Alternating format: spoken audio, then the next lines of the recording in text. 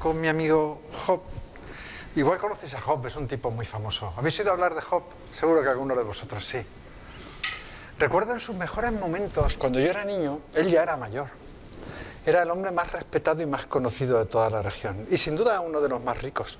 Yo me subía a aquella colina por las tardes, cuando estaba cayendo el sol y el crepúsculo llenaba el horizonte de esas motas moradas tan preciosas. Y allí me lo encontraba viendo cómo venían sus rebaños y sus hijos llevando estos rebaños. Entonces tenía, bueno, hay habladurías de todo tipo, pero decían que eran alrededor de 7.000 ovejas, 1.000 bueyes, 3.000 camellos y sus 7 hijos que lo llevaban todo. Y era un hombre alegre y feliz, lleno de esperanza y de ilusión, y sin duda todos lo valoraban, y no solo por sus propiedades, sino porque era reconocido como una persona sabia y una gran persona. Y posiblemente Job en aquel momento, viendo el espectáculo de todo el valle lleno de su ganado, pensaba en lo afortunado que era y lo bien que lo había tratado Dios. Y seguro que estaba convencido de que esto iba a ser igual mañana, pasado y al día siguiente, como nos pasa a nosotros también. Nosotros a veces pensamos que el día de mañana se tiene que parecer mucho al día de hoy, simplemente porque el día de hoy se ha parecido mucho o se está pareciendo mucho al día de ayer. Y lo cierto es que cada mañana, cada amanecer es un día que está completamente por hacer, un día lleno de novedades, de esperanzas y en el que nos puede pasar cualquier cosa como le pasó a Job. Todo empezó un día con un pequeño sarpullido en una mano. Le picaba, le molestaba, le dolía. Poco a poco se fue extendiendo por su cuerpo y los médicos no encontraban ninguna solución. Le picaba, se llenó entero y esas heridas poco a poco se convirtieron en llagas, se infectaron y llegaron a tener un olor nauseabundo hasta el punto de que su mujer decidió echarlo de casa. Cosa que le dolió mucho, pero comprendió. Pero su sufrimiento no acabó ahí. Nosotros, como os he dicho, éramos un pueblo ganadero, próspero, viviendo una vida sencilla pero próspera, desde luego en seguridad y paz, con mucha tranquilidad y mucha vida en comunidad.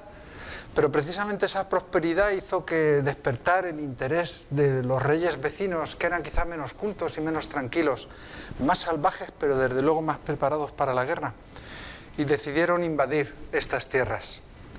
Llegaron de la noche a la mañana, de imprevisto, y utilizaron una brutalidad tremenda, como se utiliza muchas veces esta brutalidad en las invasiones, precisamente para evitar que el pueblo que es invadido gane moral y gane el ánimo para enfrentarse al invasor.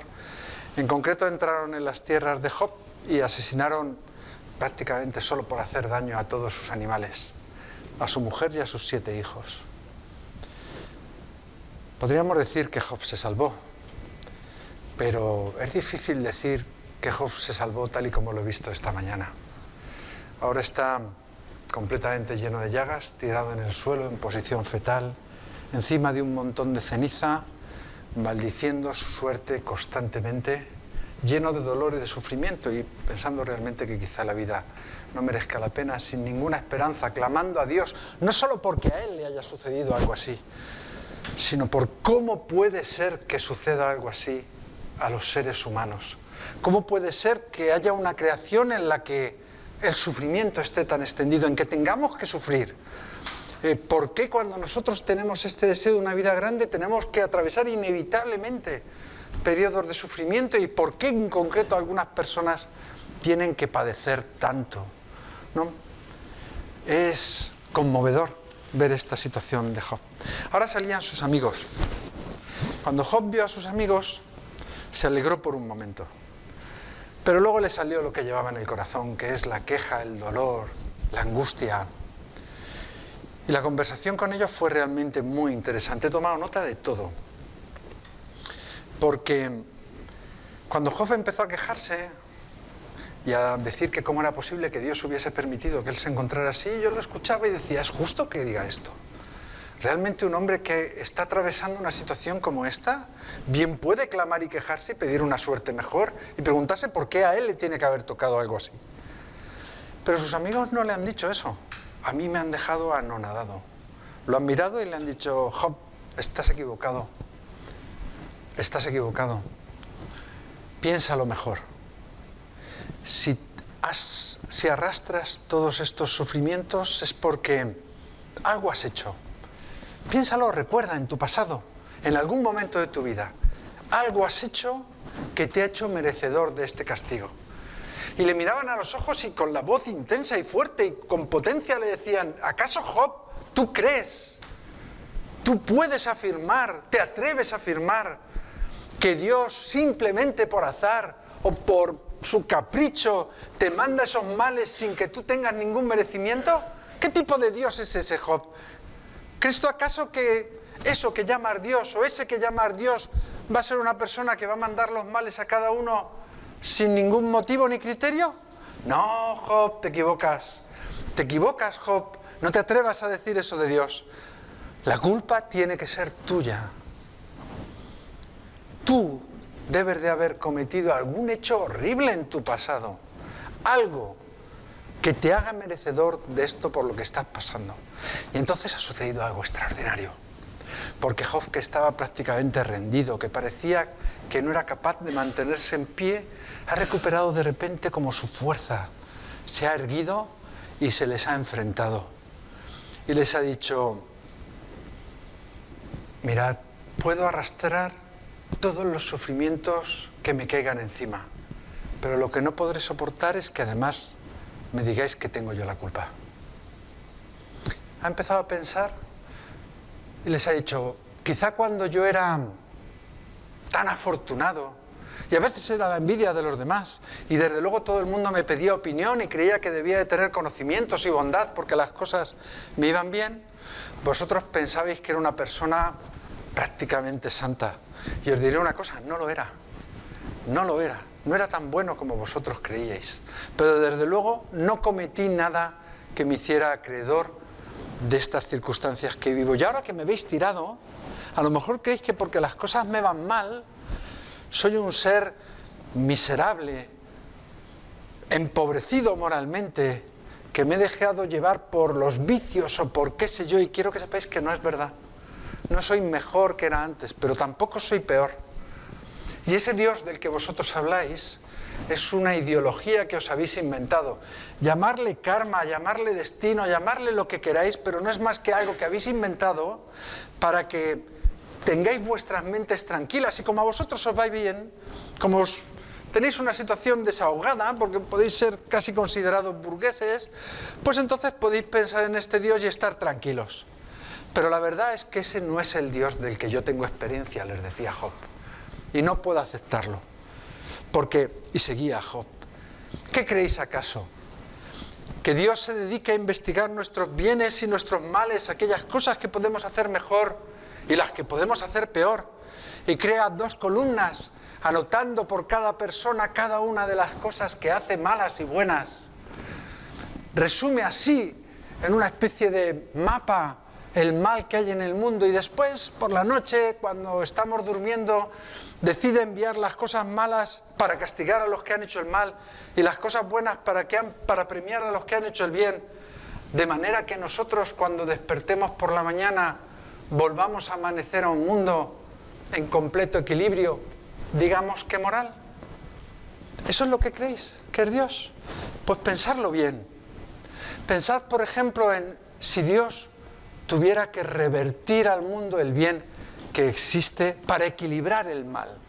¿Cuánto bien tendría que añadir? ¿Habéis pensado en el mal que hay en el mundo? Les decía. ¿Habéis pensado en el mal que cada uno cometemos a veces casi inadvertidamente, de las palabras con las que dañamos a otro, por no decir las barbaridades que se hacen en otros lugares? ¿Cuánto bien había que introducir? ¿Cuál va a ser el santo capaz de hacer un bien tan grande que pueda revertir con su bondad todo el mal que hay en el mundo? ¿Conocéis vosotros a alguien tan santo? Les decía. Pero ahora pensad en el mal. Pensad en todo el mal que hacemos, cada uno de nosotros, pero pensad en el mal que hay en el mundo. Pensad en esos bombarderos que lanzan bombas sobre Gaza, matando a niños que están en ese momento jugando al fútbol y que quizá no sabían que esos niños estaban ahí, pero desde luego lanzaron las bombas con la esperanza de provocar muerte y destrucción. O pensar en esa pareja que se fue a un kibutz en Israel solo para pasar unos días, que no tenían ninguna idea sobre la geoestrategia política, ni fueron por ningún motivo que tuviera que ver con los árabes o con los israelíes, pero justo en ese momento unos terroristas entraron, los agarraron, los torturaron y los quemaron vivos. ¿Crees que hay una manera de castigar ese mal? Y si hubiera una manera de castigar ese mal, si tuviéramos que castigar el mal que hacemos con más mal, ¿cuánto mal tendríamos que introducir? ¿Cómo podríamos añadir al mal que ya hay como castigo esa cantidad ingente de mal hasta crear un mundo en el que el mal nos asfixiara y se pegara a nosotros y nos ahogara como si nadáramos entre petróleo? ¿Quién podría soportar un mundo con tanto mal? Y si decís, no, pero no hay por qué castigar a todos, podemos castigar a ese que lanza las bombas o castigar a aquellos que cometieron atrocidades. Digo, sí, vamos a castigar a unos pocos o a uno solo con el mal del mundo. ¿Qué torturas les haremos? ¿Qué barbaridades? ¿Y quién tiene? ¿Qué hombre hay? O algo distinto, igual un hombre al mismo tiempo que sea capaz de arrastrar sobre él todo el mal del mundo, ser capaz de soportar la tortura, el desprecio y la traición de sus amigos, para arrastrar hacia la muerte todo el mal de la humanidad. Job les decía, ¿cómo podemos conseguir algo así? ¿Dónde vamos a encontrar algo así? ¿Qué tipo de Dios es en el que vosotros estáis pensando? Y yo lo escuchaba y me conmovía, porque Job es un hombre de fe. Es un hombre que nos ha enseñado cuando éramos niños, iba a la sinagoga y nos hablaba del Señor con una certeza, con una franqueza. ¿Cómo puede ser que se encuentre en esa situación? ¿Cómo puedo yo ver mi país desolado, a mi amigo destrozado? Escuchar cómo conversan estos sabios y estar totalmente perdido, cuando yo lo que quiero es ser feliz. No lo digo por decir, yo lo que quiero es ser feliz.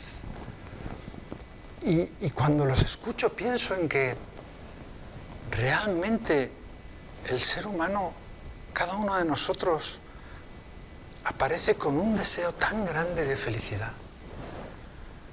con un deseo tan grande de belleza, pero no con un deseo cualquiera, es que lo deseamos todo, o sea, no hay límites a lo que nosotros queremos. Y sin embargo vamos arrojados a un mundo en el que tenemos que vivir en una circunstancia concreta que nunca va a ser capaz de responder a nuestro deseo. ¿Acaso es todo una gran mentira? ¿Acaso hay una especie de gran broma universal que nos arroja a un lugar con esta sed y con este anhelo, que va a hacer que pasemos toda la vida llenos de angustias, de sufrimiento y de esperanza, y sin embargo vamos a encontrarnos con una realidad que jamás va a responder a esto? Y lo cierto es que así lo han sospechado los hombres tantas veces. Recuerdo en las antiguas historias de los griegos que se hablaba del mito de Pandora, en el que rompiendo la caja de Pandora lanzaron los dioses en realidad todos los males a los hombres, y Zeus nos trajo la enfermedad, el sufrimiento, el dolor, la tristeza, la ira, la guerra. Y fijaros, cuando vio todos esos males que salían de la caja de Pandora y se iban a todos los lugares del mundo, dio un paso atrás Zeus y pensó: si les presento una vida así, pronto tardarán en quitársela. No podrán soportarla ni 5 minutos. Vamos a añadir algo a todas estas desgracias. Vamos a añadir la esperanza. La esperanza para estos hombres griegos que miraban así la realidad no era entonces más que un engaño que habían puesto los dioses en nuestra mente o quizá en nuestro corazón, para que fuésemos capaces de afrontar y soportar todos estos males pensando que quizá el día de mañana fuese mejor. Pero escuchando a Job yo me preguntaba, ¿esa es realmente nuestra experiencia? O sea, a mí me da igual lo que diga Job y me da igual lo que digan sus amigos. Me interesa, los escucho, me inquieta, me hace hacerme preguntas, pero lo que yo digo es, ¿cuál es mi experiencia de la vida? O sea, ¿cuál es la experiencia de la circunstancia que tengo yo? O sea, y lo primero que encuentro en mi experiencia es que no puedo negar este deseo de felicidad. No puedo negar este anhelo. No puedo negar que deseo que se cumpla de una manera increíble. Y que tengo la esperanza de que la vida me presente una autopista. No diremos una autopista, una playa, un vergel, un bosque, un paraíso. En el que este deseo tarde o temprano se pueda satisfacer. Poco a poco de una, pero que se pueda satisfacer. Que esa promesa, que esa esperanza no sea un engaño, no sea una banalidad, no sea la idea de un Dios que nos crea una falacia, sino que se pueda cumplir verdaderamente. Y al mismo tiempo también puedo decir que tengo la experiencia de que a veces la circunstancia no lo cumple, pero tantas veces sí. Tantas veces me trae la vida momentos en los que hay lo que podríamos llamar un 100 por 1. Una alegría tan grande, una experiencia de belleza tan grande, una experiencia de verdad tan grande. ¿Debería de fijarme solo en la limitación inevitable que tiene la realidad? ¿O debería fijarme también en que la realidad tiene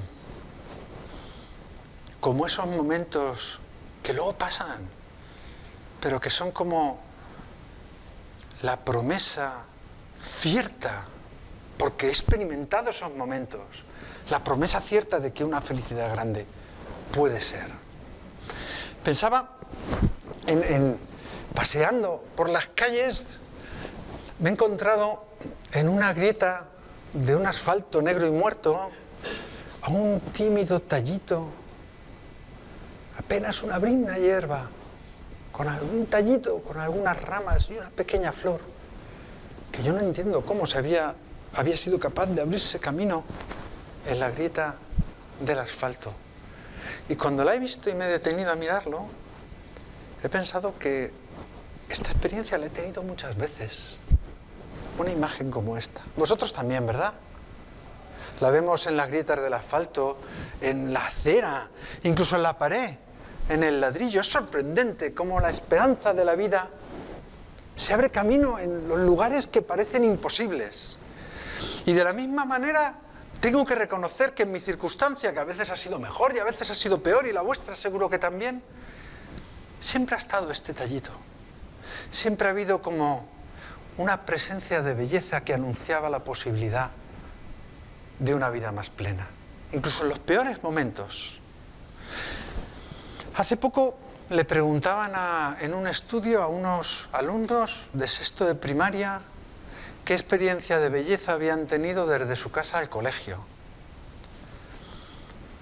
Cuando me comentaban las respuestas me quedé muy sorprendido. Algunos decían que algún vídeo de TikTok, otros decían que el móvil directamente, otros decían que nada.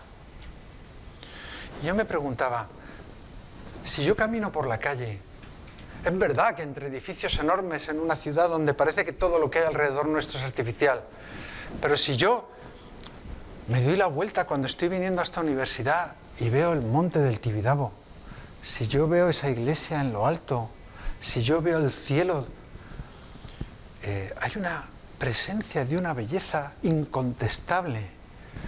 Pero si yo paso los días despistado, sin atender a la realidad, si camino entre 1000 brotes de hierba cada día y sin embargo no soy capaz de ver ninguno de ellos, ninguno es capaz de despertarme atención porque estoy despistado, porque estoy con el móvil o por lo que sea, o porque en ese momento estoy en otra cosa, si yo no soy capaz en mi circunstancia de descubrir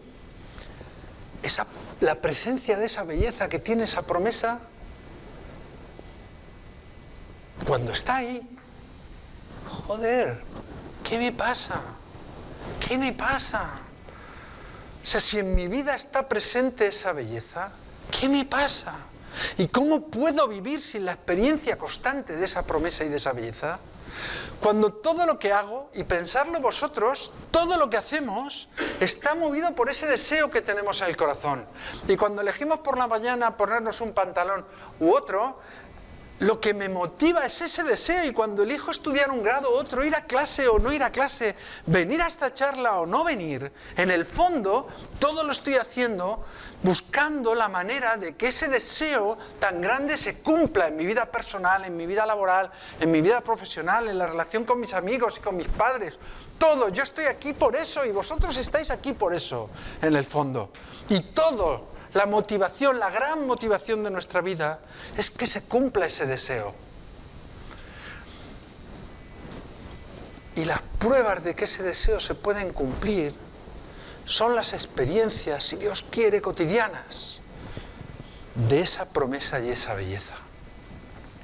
Y si yo paso los días y no los veo, ¿cuánto de amargado no estaré?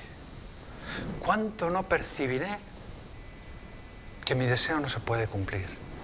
Y sin embargo, si la experiencia de la belleza, de la verdad, del encuentro con el otro, de tener relaciones significativas, son habituales, ¿cuánto no crecerá mi corazón, mi deseo de felicidad y de belleza?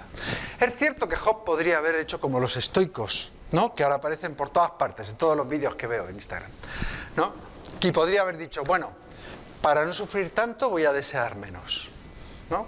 Voy a coger y, si yo deseo menos, pues la distancia entre lo que deseo y la realidad que tengo limitada será menor. La percepción que tengo de que mi deseo no se cumple del todo será menor.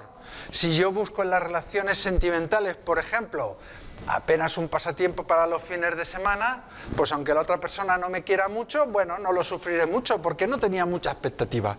¿No? Eso nos dice el estoicismo, ten poca expectativa, sufrirás menos. Sí, pero ¿y lo que pierdo? ¿Y lo que pierdo?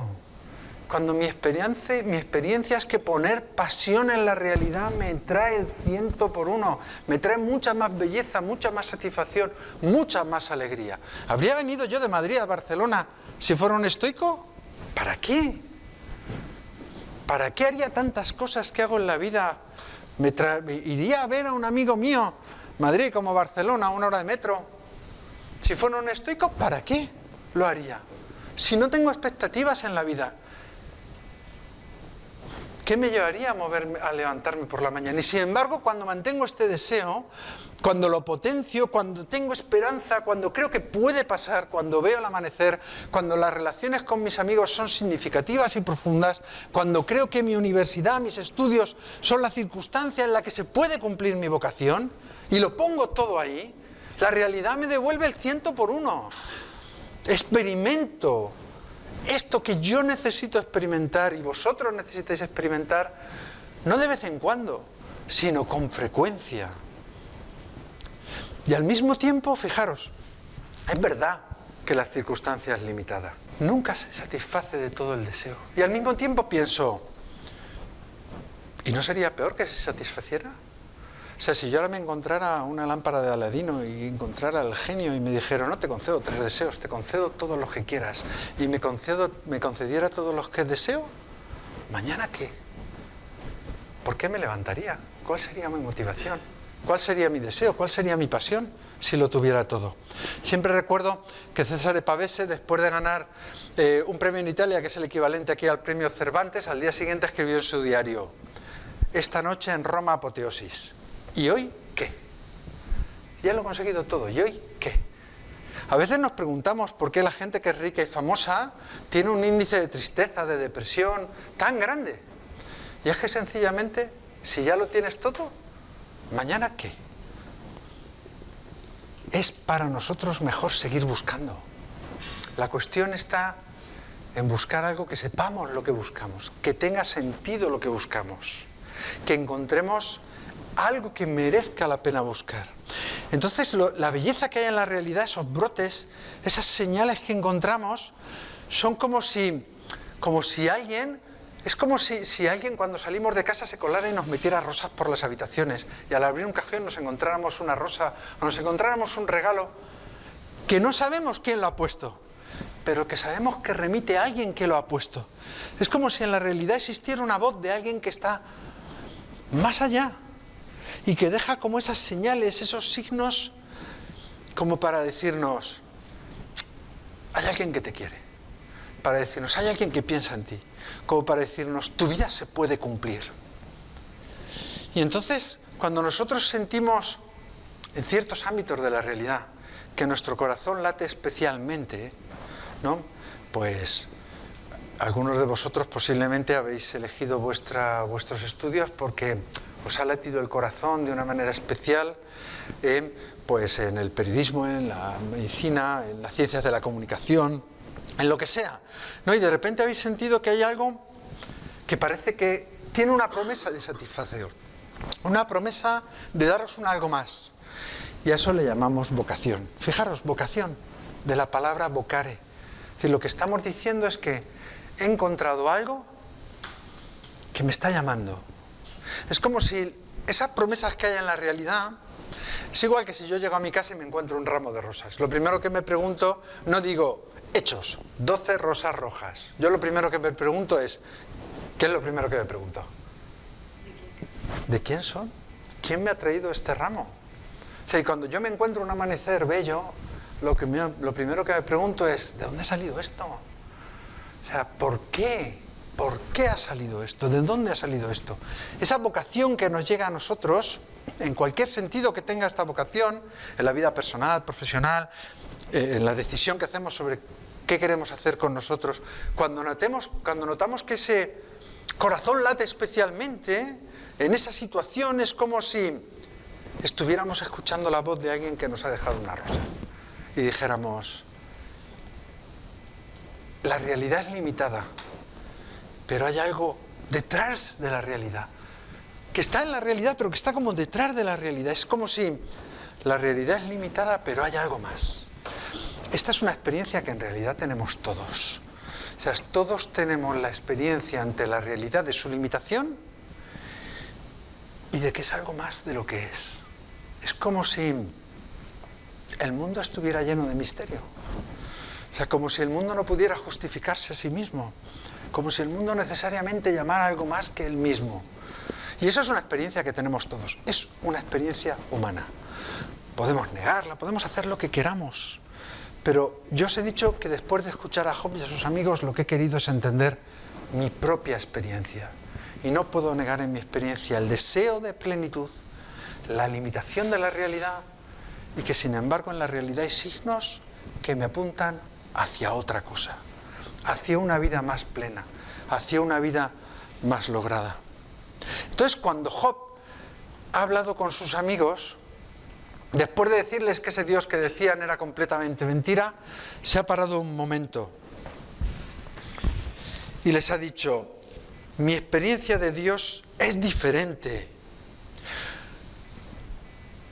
y paradójica, porque es verdad lo que decís, porque lo que os he dicho sobre que el bien y el mal, sobre que Dios no es un juzgador moral, sobre que no busca un equilibrio en la realidad, es algo que está dentro de mi propia experiencia, decía Job.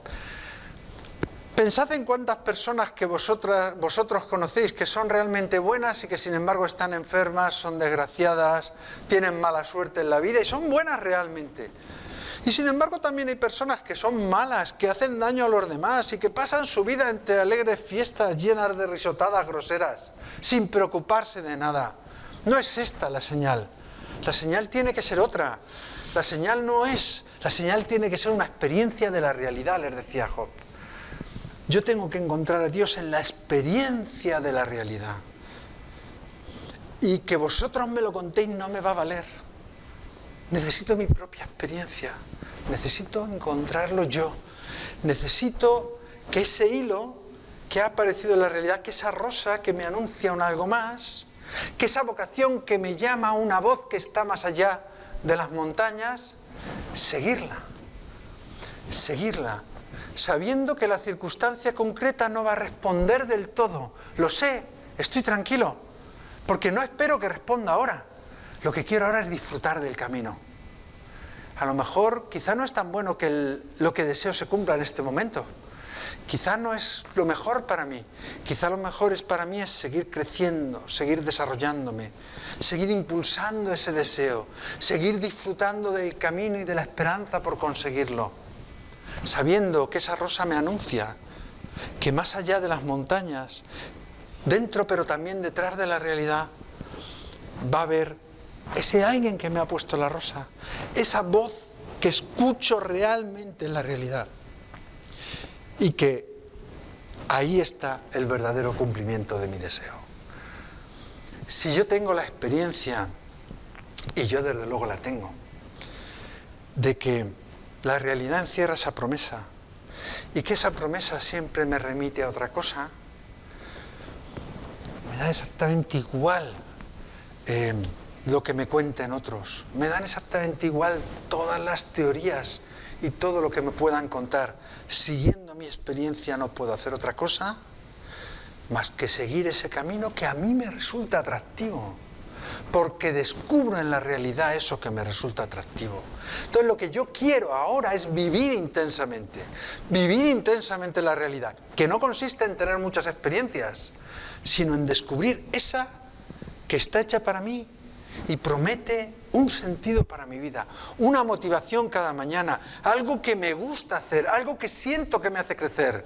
Y además lo hago con la conciencia de que siguiendo ese camino, quizá encuentre ese alguien que puso la rosa en mi habitación, ¿no? Que me puso esa señal para que yo siguiera ese cumplimiento, que no es una idea que yo me hago, sino una experiencia de plenitud que estoy experimentando mientras hago el camino, con la esperanza de que al final esa plenitud que mi corazón anhela sea realmente posible. Muchas gracias.